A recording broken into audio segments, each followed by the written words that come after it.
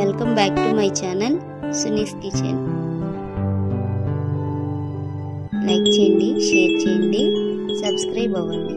Hi అండి, ఈరోజైతే మీకు ఒక మంచి రెసిపీ చూపిస్తానండి. ఈ ఎండలకు మనం పొయ్యి దగ్గర ఎక్కువసేపు కష్టపడకుండా సింపుల్గా అయిపోయేలాగా క్యారెట్ పుదీనా రైస్ చేసి చూపిస్తానండి. టేస్ట్ అయితే చాలా బాగుంది.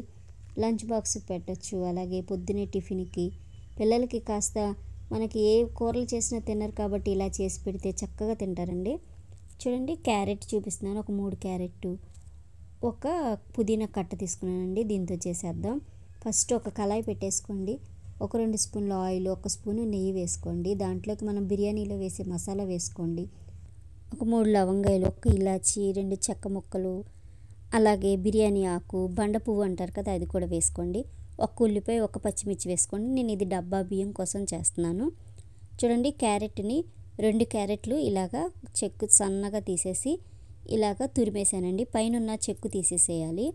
తీసేసి ఇలా సన్నగా తురిమేసేయండి, అప్పుడు త్వరగా వేగిపోతుంది. చూడండి, ఇలా వేసేసుకోవాలి. ఉల్లిపాయ కాస్త వేగుతున్నప్పుడే మీకు చూపిస్తున్నాను కదా, ఇలా చెక్కు తీసేసేయాలి. ఉల్లిపాయ కాస్త పచ్చిగా ఉన్నప్పుడే క్యారెట్ కూడా వేసేసుకోండి. క్యారెట్ వేసుకొని 1 నిమిషం ఆగి పుదీనా కూడా చక్కగా కడిగేసి ఇలాగా వేసేసుకోండి. వేసేసుకొని శుభ్రంగా కలిపేసేయండి. చక్కగా మంచి కలర్ వచ్చే వరకు వేయించేసుకోండి. వేగుతుండగానే 1 స్పూను అల్లం వెల్లుల్లి పేస్ట్ కానీ, లేదంటే గరం మసాలా పేస్ట్ ఉంటుంది కదా మన ఇంట్లో రెడీగా, అదైనా 1 స్పూన్ వేసేసుకోండి. తర్వాత సాల్ట్ వేసుకోండి, అంటే మన డబ్బా బియ్యానికి సరిపడా సాల్ట్ వేసేసుకోండి. వేసుకొని చక్కగా వేయించేసుకోండి. స్లో ఫ్లేమ్ పెట్టేసి ఇలా వేగిపోయింది కదండి. మనకి ఆయిల్, నెయ్యి అన్నీ వేసాం, అన్నీ చక్కగా వేగిపోయింది. ఇప్పుడు మనం రైస్ వేసేసుకుందాం.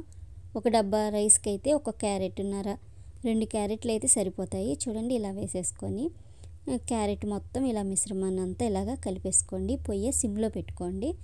చూడండి, ఈ విధంగా మొత్తం మనకి రైస్ అంతా కలిసిపోవాలి.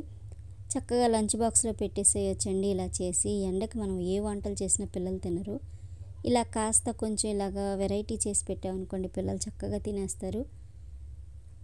ఈ విధంగా మొత్తం కలిపేసుకున్నాం కదండి. ఇక పొయ్యి కట్టేసి ఇప్పుడు దీంట్లోకి 1 నిమ్మకాయని ఇలా పిండేసుకోండి. చూడండి, చల్లారిన తర్వాత మరీ వేడిగా ఉండకూడదు, కాస్త గోరువెచ్చగా ఉన్నప్పుడే మనం నిమ్మకాయ పిండేసేయండి. కొంచెం కొత్తిమీర వేసేసేయండి.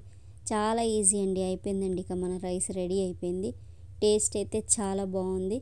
పిల్లలు చక్కగా తినేస్తారండి. పెద్దవాళ్ళకి అనుకోండి పక్కన పెరుగు, ఉల్లిపాయ ఉంటుంది కదా, అది చేసి పెట్టండి. టేస్ట్ అయితే చాలా బాగుంది. సింపుల్గా కూడా అయిపోయింది. ఇలా చక్కగా ప్లేట్లో వేసి పిల్లలకి ఇలా పొద్దున్నే టిఫిన్కి పెట్టేసేయచ్చు, లేదా లంచ్ బాక్స్లో పెట్టేసి ఇచ్చేసేయండి. టేస్ట్ అయితే చాలా బాగుంది. సింపుల్గా ఉంటుంది. మన పిల్లలకు కూడా లైట్ ఫుడ్గా ఉంటుంది. ఇంట్రెస్ట్గా కూడా తింటారు. ట్రై చేయండి, టేస్ట్ చేయండి. Thank you for watching my video.